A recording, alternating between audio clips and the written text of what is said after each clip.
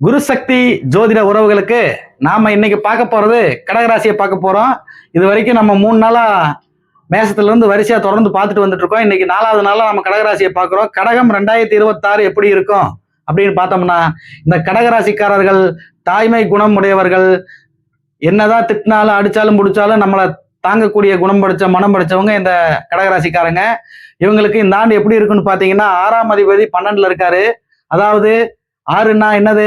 கடன், நோய், இதெல்லாம் 12ல இருக்கு. அப்ப கடனுக்காக கடன் வாங்கி செலவு பண்றது, நோய்க்காக குடும்பத்தில் இருக்கவங்களுக்கு அதுக்கு இதுக்குன்னு செலவு பண்றது, இந்த வருஷம் செலவா இவங்களுக்கு அலைஞ்சிட்டு இருக்கு. அதுபோக அலைச்சல் கண்ணா பின்னான்னு அலைய வேண்டிய சூழ்நிலை அப்படி இருக்குது.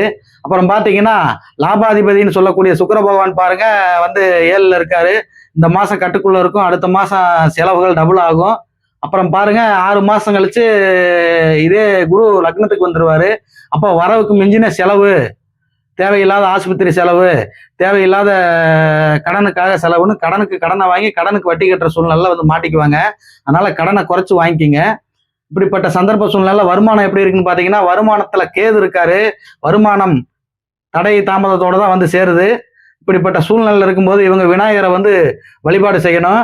அம்பாலை வழிபாடு செஞ்சாதான் இவங்களுக்கு கொஞ்சம் இந்த ஆண்டு கட்டுக்குள்ள இருக்கும்.